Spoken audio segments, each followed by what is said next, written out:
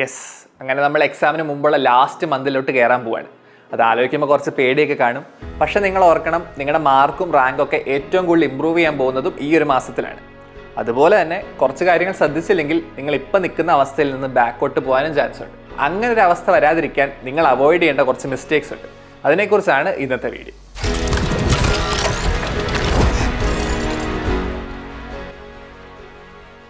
നിങ്ങൾ വരുത്തുന്ന ആദ്യത്തെ മിസ്റ്റേക്ക് റിവിഷൻ്റെ കാര്യത്തിലാണ്.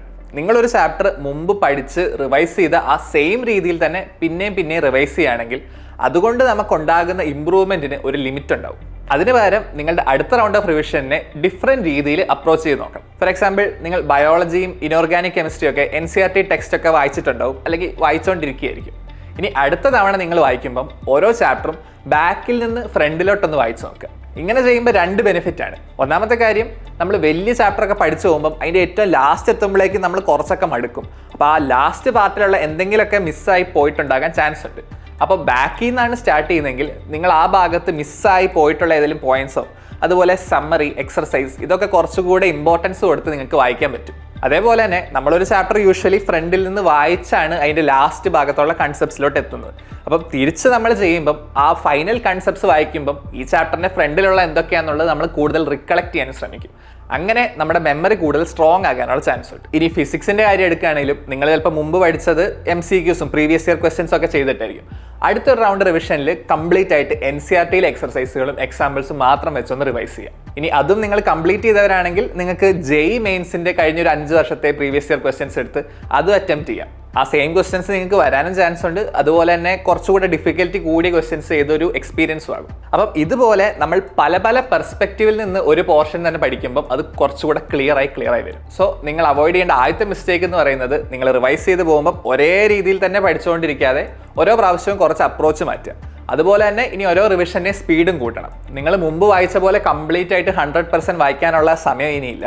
നമുക്ക് മുമ്പ് പഠിച്ച സാധനങ്ങളൊന്ന് പൊടി തട്ടിയെടുക്കുക എന്നുള്ളതാണ് റിവിഷൻ്റെ ഉദ്ദേശം. അതുകൊണ്ട് റിവിഷൻ പെർഫെക്റ്റ് ആക്കാൻ നോക്കേണ്ട, number of revisions is more important. രണ്ടാമത്തെ മിസ്റ്റേക്ക് നിങ്ങളുടെ എക്സാമിന് മുമ്പുള്ള ഫൈനൽ വീക്കിൻ്റെ നിങ്ങളുടെ പ്ലാനിങ്ങിലാണ്. നിങ്ങൾ ഓർത്തിരിക്കണം, ലാസ്റ്റ് വീക്കിൽ നിങ്ങൾ ഉദ്ദേശിക്കുന്ന അത്ര സമയം കിട്ടത്തില്ല പഠിക്കാൻ. കാരണം ആ സമയത്താണ് നിങ്ങളുടെ അഡ്മിറ്റ് കാർഡ് വരുന്നതും നിങ്ങളുടെ എക്സാം സെൻറ്റർ എവിടെയാണെന്ന് നോക്കി പോകണം. അതുപോലെ പല ഇൻസ്ട്രക്ഷൻസ് നിങ്ങൾ ശ്രദ്ധിക്കാനുണ്ടാവും. ഹോസ്റ്റലിലുള്ളവർ വീട്ടിലോട്ട് ട്രാവൽ ചെയ്യുന്ന സമയമാണ്.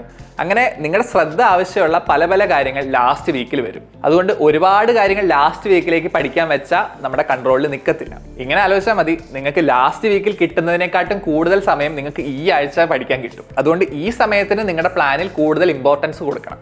ലാസ്റ്റ് വീക്ക് എന്ന് പറയുമ്പോൾ നിങ്ങൾ പ്രിപ്പയർ ചെയ്ത റിവിഷൻ നോട്ട്സും നിങ്ങളുടെ മിസ്റ്റേക്ക് ബുക്കൊക്കെ ഒന്ന് ഓടിച്ച് നോക്കാനും അതുപോലെ ഒരു 1-2 മോക്ക് എക്സാം ഒക്കെ എഴുതാനുള്ള സമയമേ ഉള്ളൂ. അതിൻ്റെ ആവശ്യമേ ഉള്ളൂ.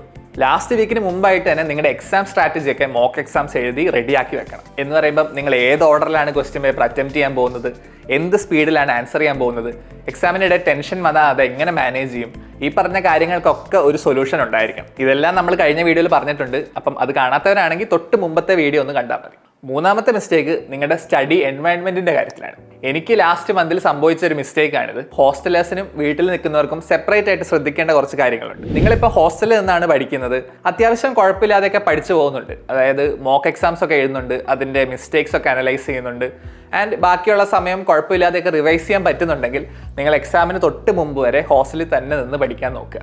ഇപ്പം ആ ഒരു എൻവയൺമെൻറ്റ് മാറ്റണ്ട. കുറച്ച് മടുപ്പൊക്കെ തോന്നുന്നുണ്ടാവും, എസ്പെഷ്യലി റിപ്പീറ്റേഴ്സിനൊക്കെ. അത് വളരെ നോർമലാണ്. പക്ഷേ നിങ്ങളുടെ പ്രിപ്പറേഷൻ വലിയ കുഴപ്പമില്ലാതെ മുമ്പോട്ട് പോകുന്നുണ്ടെങ്കിൽ ആ എൻവയൺമെൻറ്റ് മാറ്റാതിരിക്കുക. ഞാൻ എക്സാമിന് 1 മാസം മുമ്പ് വെക്കേറ്റ് ചെയ്ത് വീട്ടിൽ പോയി കുറച്ച് ഉഴപ്പിയ ഒരാളാണ്. അപ്പം ആ ഒരു അവസ്ഥ ഉണ്ടാകരുത്. ഇനി നിങ്ങളിൽ കുറച്ച് പേർക്കൊക്കെ ഹോസ്റ്റലിൽ നിന്നിട്ട് ഒട്ടും പഠിക്കാത്ത ഫുൾ സ്റ്റക്കായ ഒരു അവസ്ഥയിൽ നിൽക്കുന്നവരുണ്ടാവും. അതുപോലെ ഇപ്പോഴത്തെ ഈ ചൂട് നിങ്ങളെ ചിലപ്പോൾ വല്ലാതെ എഫക്റ്റ് ചെയ്യുന്നുണ്ടാവും. ഇങ്ങനെയുള്ളവർ ഹോസ്റ്റലിൽ വെക്കേറ്റ് ചെയ്യേണ്ട. പക്ഷെ ഒരു 3-4 ദിവസത്തേക്ക് വീട്ടിലേക്കൊന്ന് പോയി പഠിച്ചു നോക്കുക. അവിടെ ചെന്നിട്ട് ബെറ്റർ ആയിട്ട് തോന്നുന്നുണ്ടെങ്കിൽ നിങ്ങൾ അവിടെ തന്നെ കണ്ടിന്യൂ ചെയ്തോ. എന്തായാലും വെക്കേറ്റ് ചെയ്യുന്നത് എക്സാം കഴിഞ്ഞതിന് ശേഷം മതി. എൻ്റെ കാര്യത്തിൽ എനിക്കറിയായിരുന്നു ഞാൻ വീട്ടിൽ പോയാൽ കുറച്ചുകൂടെ കുഴപ്പാൻ ചാൻസ് ഉണ്ടെന്ന്.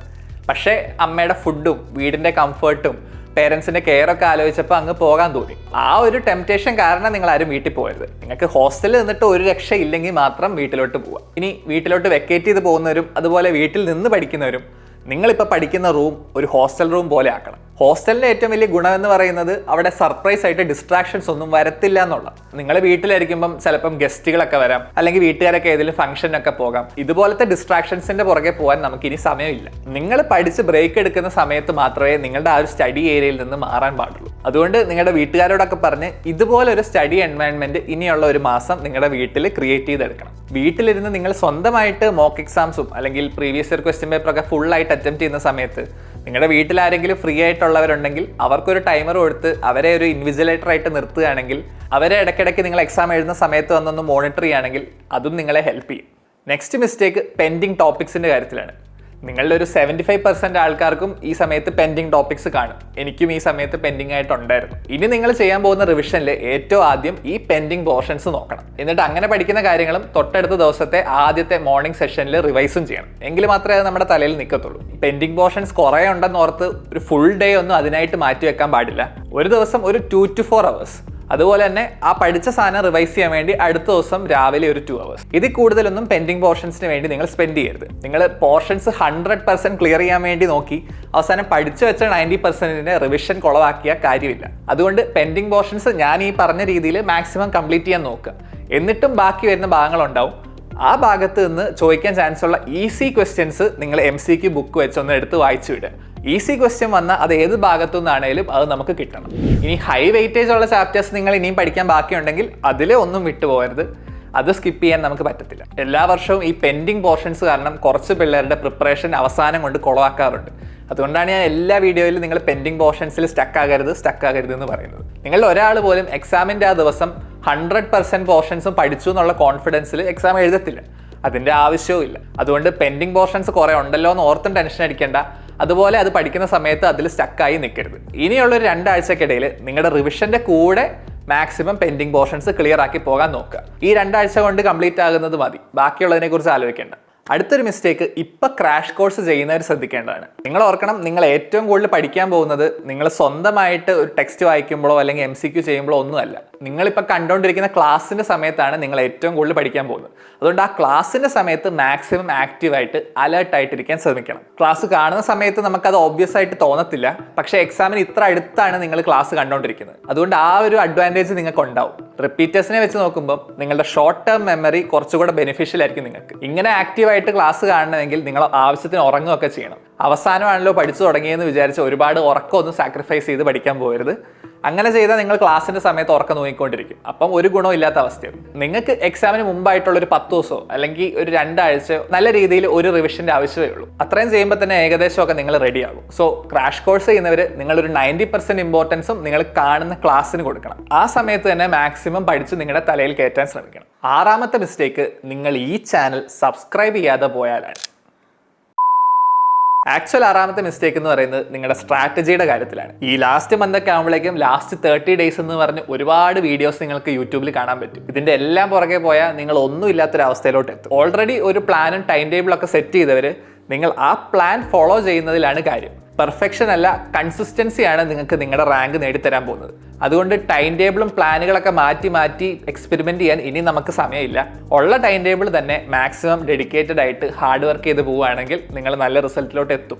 ലാസ്റ്റ് ഒരു മന്ത് ആകുമ്പോഴേക്കും പുതിയതായിട്ടൊന്നും പഠിക്കരുതെന്ന് പറയാറുണ്ട്. അത് എല്ലാവർക്കും പ്രാക്ടിക്കൽ അല്ല, എസ്പെഷ്യലി ഈ ക്രാഷ് കോഴ്സ് ഒക്കെ ചെയ്യുന്നവർ. നിങ്ങളുടെ ഫ്രണ്ട്സ് പറഞ്ഞു, അതുപോലെ മറ്റ് യൂട്യൂബ് ചാനൽ വഴിയൊക്കെ കുറേ പുതിയ മെറ്റീരിയൽസിനെ കുറിച്ചും പുതിയ സ്ട്രാറ്റജീനെ കുറിച്ചൊക്കെ നിങ്ങൾ കേൾക്കും. നിങ്ങൾ ഓർക്കണം, ഇതിലേക്ക് ഒരു 95% കാര്യങ്ങളും സിമിലർ ആയിരിക്കും. കാരണം നിങ്ങളുടെ എക്സാമിന് കഴിഞ്ഞ കുറച്ച് വർഷങ്ങളായിട്ട് പ്രത്യേകിച്ച് ഒരു ചേഞ്ചും വന്നിട്ടില്ല. അതുകൊണ്ട് നിങ്ങൾ ഇപ്പോൾ ഫോളോ ചെയ്യുന്ന നിങ്ങളുടെ സ്റ്റഡി മെറ്റീരിയൽ, നിങ്ങളുടെ ഇപ്പോഴത്തെ സ്ട്രാറ്റജി, ഇപ്പോഴത്തെ ടൈം ടേബിൾ, നിങ്ങൾ പ്രിപ്പയർ ചെയ്യുന്ന റിവിഷൻ നോട്ട്സ്, മിസ്റ്റേക്ക് ബുക്ക്, ഇതിലൊക്കെ വിശ്വസിക്കുക. എന്നിട്ട് ഇത് വെച്ച് മുമ്പോട്ട് പോവുക. 7ാമത്തെ മിസ്റ്റേക്ക് വളരെ ഇമ്പോർട്ടൻ്റ് ആണ്. And that is lying to yourself. ഇത് 2 രീതിയിലുണ്ട്. നിങ്ങൾ കുറേ പേര് ഇനി 30 ദിവസമേ ബാക്കിയുള്ളൂ, പഠിക്കാനാണെങ്കിൽ ഇഷ്ടം പോലെ കാര്യങ്ങളുണ്ട്, പഠിച്ചതൊന്നും ഓർമ്മ കിട്ടുന്നില്ല, ഇങ്ങനെയൊക്കെ വിചാരിച്ച് ഇനി അങ്ങോട്ട് ഇമ്പ്രൂവ് ചെയ്യാൻ പറ്റില്ല എന്ന് വിശ്വസിക്കുന്നവരുണ്ട്. അങ്ങനെ പേടിക്കുന്നവരുണ്ട്.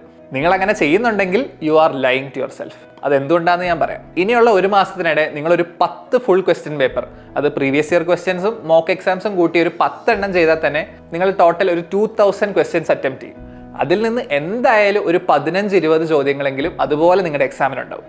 അപ്പം തന്നെ നിങ്ങൾക്കൊരു 75 to 100 മാർക്സ് ആയി. പിന്നെ മുമ്പ് പറഞ്ഞ പോലെ നിങ്ങൾക്ക് പെൻഡിങ് ടോപ്പിക്സ് ഒരു പരിധി വരെയൊക്കെ കംപ്ലീറ്റ് ചെയ്യാൻ പറ്റും. ആൻഡ് നിങ്ങൾക്ക് ടഫായിട്ടുള്ള ചാപ്റ്റേഴ്സിൽ നിന്ന് പോലും ഈസി ക്വസ്റ്റ്യൻസ് ഒക്കെ നിങ്ങൾക്ക് റെഡിയാക്കി എടുക്കാൻ പറ്റും. ഇത്രയും ചെയ്യുമ്പോഴും നിങ്ങൾക്ക് ഒരു 10 ക്വസ്റ്റ്യൻ എങ്കിലും എക്സ്ട്രാ കിട്ടും. ഇതിൻ്റെയൊക്കെ പുറമെ നിങ്ങളിപ്പോൾ ഇത്രയും കാലം പഠിച്ച കാര്യങ്ങളെല്ലാം ഒന്ന് സിമെൻറ്റ് ചെയ്ത് നിങ്ങളുടെ മെമ്മറിയൊക്കെ സ്ട്രോങ് ആക്കുന്നത് ഈ ലാസ്റ്റ് മന്തിൽ റിവിഷൻ്റെ സമയത്താണ്. അപ്പോൾ ഇതിന് മുമ്പ് തന്നെ വലിയ റിസൾട്ട് എക്സ്പെക്ട് ചെയ്തുകൊണ്ടിരിക്കുന്നതിൽ കാര്യമില്ല. അപ്പോൾ ചുരുക്കി പറഞ്ഞാൽ മിനിമം ഒരു 250 മാർക്സ് എങ്കിലും നിങ്ങൾക്ക് ഈ ലാസ്റ്റ് 30 ഡേയ്സിൽ ഇമ്പ്രൂവ് ചെയ്തെടുക്കാൻ പറ്റും. നിങ്ങളിപ്പോൾ ഒരു 400 മാർക്സിലൊക്കെ കിടക്കുന്നവരാണെങ്കിൽ 650 ഈസ് പോസിബിൾ. അതുപോലെ ഒരു 550, 600 റേഞ്ചാണ് ഇപ്പം നിങ്ങളുടെ മാർക്കെങ്കിൽ അതൊരു 675 ഒക്കെ എത്തുക എന്നുള്ളത് പോസിബിൾ ആണ്. അതുകൊണ്ട് സ്വയം നിങ്ങൾ ഇനി അങ്ങോട്ട് പഠിക്കാൻ സമയമില്ല എന്നും ഇതെന്നെ കൊണ്ട് പറ്റില്ല എന്ന് പറഞ്ഞ് ഡീമോട്ടിവേറ്റ് ചെയ്യാതിരിക്കുക. ഇതിൻ്റെ ഓപ്പോസിറ്റ് ഒരു കാറ്റഗറി ഉണ്ട്. നിങ്ങൾ കുറേ സമയം പഠിക്കുന്നുണ്ട്, ട്രൈ ചെയ്യുന്നുണ്ടെന്ന് സ്വന്തം കള്ളം പറയുന്നത്. വീട്ടിൽ പേരൻസ് ഒക്കെ ഉണ്ടെങ്കിൽ അവർ നോക്കുമ്പോൾ നമ്മൾ ഭയങ്കര ഹാർഡ് വർക്ക് ചെയ്യുന്നുണ്ടെന്ന് കാണിക്കാൻ വേണ്ടി ആരും ബുക്കിൻ്റെ മുമ്പിൽ ഇരിക്കരുത്. ഞാൻ ഹാർഡ് വർക്കിൻ്റെ വീഡിയോയിൽ പറഞ്ഞതുപോലെ നിങ്ങൾ വെറുതെ കുറേ നേരം ബുക്കിൻ്റെ ഫ്രണ്ടിൽ ഇരുന്നിട്ട് എന്തൊക്കെയോ കുറേ പഠിച്ചു എന്നുള്ളൊരു ഫോൾസ് കോൺഫിഡൻസ് ഉണ്ടാക്കരുത്. ഓരോ പ്രാവശ്യം നിങ്ങൾ പഠിക്കാനിരിക്കുമ്പോഴും നിങ്ങൾ ഇമ്പ്രൂവ് ചെയ്യണമെന്നൊരു ഡിറ്റർമിനേഷൻ ഉണ്ടായിരിക്കണം. ഇനി അങ്ങനെ ഒരു ഇമ്പ്രൂവ്മെൻറ്റ് വരാതെ സ്റ്റക്ക് ആകുമ്പോഴൊക്കെ അതിനുള്ള സൊല്യൂഷൻസ് കണ്ടുപിടിക്കാൻ ശ്രമിക്കുക. വേറൊരാളെ ബോധ്യപ്പെടുത്താൻ വേണ്ടി നിങ്ങൾ നിങ്ങളുടെ സമയം വെറുതെ കളയരുത്. സോ ഇതൊക്കെയാണ് നിങ്ങൾ അവോയ്ഡ് ചെയ്യേണ്ട മെയിൻ മിസ്റ്റേക്സ് ഈ ലാസ്റ്റ് മന്തിൽ. ഇതിൻ്റെ കൂടെ നമ്മൾ മുമ്പ് പറഞ്ഞ പോലെ സ്ലീപ്പ്, ഡയറ്റ്, അതുപോലെ ഈ 2 മണി തൊട്ട് 5:30 വരെയുള്ള സമയത്ത് ഫോക്കസ് ചെയ്യാനുള്ള പരിശീലനം, ഈ കാര്യങ്ങൾ റെഡിയാക്കണം. ഇതിനെക്കുറിച്ചെല്ലാം മുമ്പത്തെ വീഡിയോസിൽ പറഞ്ഞിട്ടുണ്ട്. അത് കണ്ടിട്ടില്ലാത്തവർ ആ വീഡിയോസ് ജസ്റ്റ് പെട്ടെന്നൊന്ന് ഓടിച്ച് നോക്കിയാൽ മതി. ഇപ്പോൾ ഫാസ്റ്റിംഗ് ചെയ്യുന്നവർക്ക്, എസ്പെഷ്യലി ഹോസ്റ്റലിൽ നിന്ന് ഫാസ്റ്റ് ചെയ്യുന്നവർക്ക് ഉച്ച കഴിഞ്ഞുള്ള സമയം ഒട്ടും എഫക്റ്റീവ് ആക്കാൻ പറ്റുന്നില്ലെങ്കിൽ കുഴപ്പമാക്കണ്ട. ആ സമയത്ത് നിങ്ങൾ റെസ്റ്റ് തന്നെ എടുത്തോ. നിങ്ങളുടെ പെരുന്നാൾ കഴിഞ്ഞിട്ടാണെങ്കിലും പിന്നെ ഒരു 20 ദിവസത്തിൽ കൂടുതലുണ്ട്. ആ സമയം കൊണ്ട് നമുക്കത് റെഡിയാക്കാവുന്നതേ ഉള്ളൂ. ഈ ആഴ്ച തന്നെ ഒരു ലൈവ് ഡൗട്ട് ക്ലിയറിംഗ് സെഷൻ ഉണ്ടാവും. അതിൻ്റെ സമയവും ഡേറ്റും ഒക്കെ ഞാൻ കമ്മ്യൂണിറ്റി ടാബിൽ പോസ്റ്റ് ചെയ്യാം. അതുപോലെ തന്നെ കുറച്ച് പേരൊക്കെ എന്നോട് ഡെയിലി ലൈവ് ചെയ്യാവോ എന്നൊക്കെ ചോദിച്ചിട്ടുണ്ടായിരുന്നു. അത് നമ്മുടെ ഈ ചാനലിൽ തന്നെ ചെയ്യാന്ന് പറയുന്ന അത്ര പ്രാക്ടിക്കൽ അല്ല. കംപ്ലീറ്റ് ലൈവ് സെഷൻ മാത്രമായി പോകും. അതുപോലെ തന്നെ യൂട്യൂബ് ലൈവ് ആകുമ്പം നിങ്ങൾക്ക് ഡിസ്ട്രാക്ഷൻസ് ആയിട്ടൊക്കെ ഓരോരുത്തർ ചാറ്റ് ബോക്സിലൊക്കെ വരാനും ചാൻസ് ഉണ്ട്. പിന്നെ ഒരു സൊല്യൂഷൻ ഉള്ളത് നിങ്ങൾ ഈ ചാനലിന് മെമ്പർഷിപ്പ് എടുക്കുക എന്നുള്ളതാണ്. അങ്ങനെ മെമ്പർഷിപ്പ് എടുത്തു കഴിഞ്ഞാൽ ഈ മെമ്പേഴ്സിന് മാത്രമായിട്ട് ലൈവ് സെഷൻസ് വേണമെങ്കിൽ ചെയ്യാൻ പറ്റും. അപ്പോൾ അത് ഞാൻ ഉദ്ദേശിക്കുന്നത് രാവിലെയും വൈകിട്ടും ചെറിയ 2 ലൈവ് സെഷൻസ്. രാവിലെ ഒരു 15 മിനിറ്റ് അരമണിക്കൂറും അതുപോലെ വൈകുന്നേരം ഒരു അരമണിക്കൂർ 3/4 മണിക്കൂർ. ഈ ലൈവ് സെഷൻസിലൂടെ നിങ്ങൾക്ക് സ്ട്രാറ്റജീസോ അല്ലെങ്കിൽ പഠിക്കാനുള്ള കണ്ടന്റിനെ കുറിച്ചൊന്നും പറയാൻ വേണ്ടിയല്ല. നിങ്ങൾ ഇനിയുള്ളൊരു മാസം നിങ്ങളുടെ പ്ലാൻ എഫക്റ്റീവായിട്ട് കൺസിസ്റ്റൻ്റ് ആയിട്ട് പോകാൻ ഒരു സപ്പോർട്ട് തരാം. അത്രേ ഉള്ളൂ ആ ലൈവിൻ്റെ ഉദ്ദേശം. അതുപോലെ നിങ്ങളുടെ ഡൗട്ടുകൾ റെഗുലറായിട്ട് ക്ലിയർ ചെയ്യാനുള്ളൊരു ചെറിയൊരു ഓപ്പർച്യൂണിറ്റി ആവും.